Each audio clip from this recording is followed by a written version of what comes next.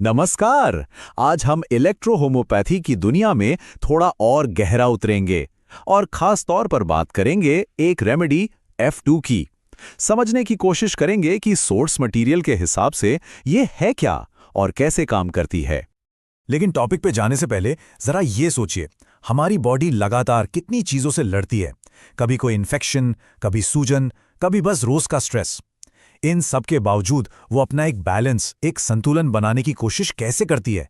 बस यही सवाल हमें आज के विषय के बिल्कुल सेंटर में ले जाता है। तो चलिए फिर सीधे मुद्दे पर आते हैं। ये रेमेडी F2 आखिर है क्या?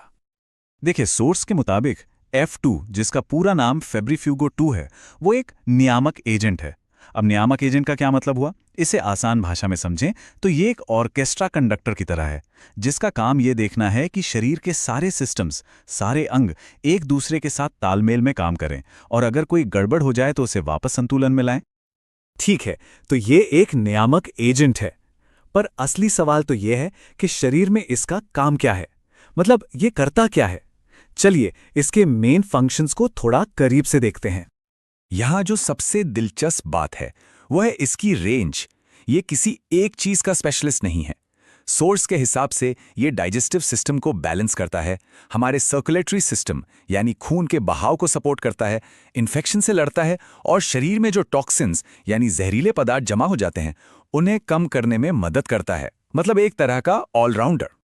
तो अब हम ये तो जान गए कि F2 क्या कर सकता है, पर सवाल ये है कि इसका इस्तेमाल होता कैसे है। सोर्स मटेरियल इसके दो बिल्कुल अलग अलग तरीकों के बारे में बताता है। यहाँ देखिए, एक बिल्कुल साफ फर्क है। पहला है बाहरी इस्तेमाल, मतलब जब इसे स्किन पर लगाया जाता है, मलहम या लोशन की तरह, जैसे किसी घाव, फोड़े या किसी जगह पर सूजन के लिए। और दूसरा है अंदरूनी इस्तेमाल, जब इसे खाया जाता है। ये तब होता है जब दिक्कत शरीर के अंदर हो, जैसे किडनी, लिवर या फेफड़ों से जुड़ी कोई बीमारी। तो एक ही रेमेडी, लेकिन दो अलग अलग तरह के इस्तेमाल। ये तो हो गई इसकी थ्योरी। अब थोड़ा प्रैक्टिकल साइड देखते हैं। सोर्स में F2 के इस्तेमाल की एक बहुत लंबी लिस्ट दी गई है। हम उसमें से कुछ खास उदाहरणों पर नजर डालेंगे। 200 से ज्यादा बीमारियां। जरा सोचिए, ये नंबर ही अपने आप में बहुत कुछ कह जाता है। ये दिखाता है कि सोर्स के अनुसार F2 का इस्तेमाल कितने बड़े पैमाने पर किया जाता है, और खासकर बुखार और इन्फेक्शन से जुड़ी समस्याओं में। चलिए कुछ जानी पहचानी बीमारियों के उदाहरण देखते हैं। मलेरिया के लिए सोर्स D30 पोटेंसी बताता है, लेकिन डेंगू और टाइफाइड जैसी ज्यादा गंभीर स्थितियों के लिए डोज D200 जैसी हाई पोटेंसी का जिक्र है। अब होम्योपैथी में जितनी ज्यादा पोटेंसी होती है, दवा को उतना ही गहरा और मजबूत असर करने वाला माना जाता है।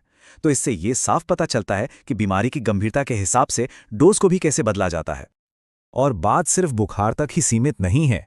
F2 का इस्तेमाल शरीर के जो जरूरी ऑर्गन सिस्टम्स हैं उनको सपोर्ट करने के लिए भी बताया गया है, जैसे किडनी के दर्द और UTI से लेकर लिवर और फेफड़ों की सूजन तक।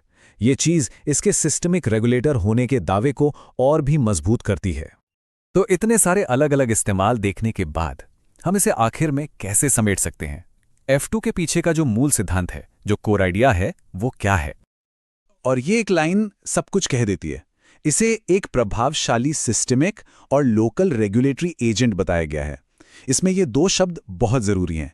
सिस्टमिक मतलब जो पूरे शरीर पर काम करे, और लोकल मतलब जो किसी एक खास जगह पर भी काम करे। बस यही इसका सबसे बड़ा पॉइंट है। और ये सब हमें एक बहुत बड़े और आखिरी सवाल पर लाके छोड़ता है। अगर हमारा शरीर वाकई लगातार अपने संतुलन की तलाश में रहता है, तो फिर सेहत को देखने के हमारे नज़रिए में ऐसे नियामक यानी रेगुलेटरी इलाजों की क्या जगह हो सकती है? ये एक ऐसा सवाल है जो वाकई सोचने पर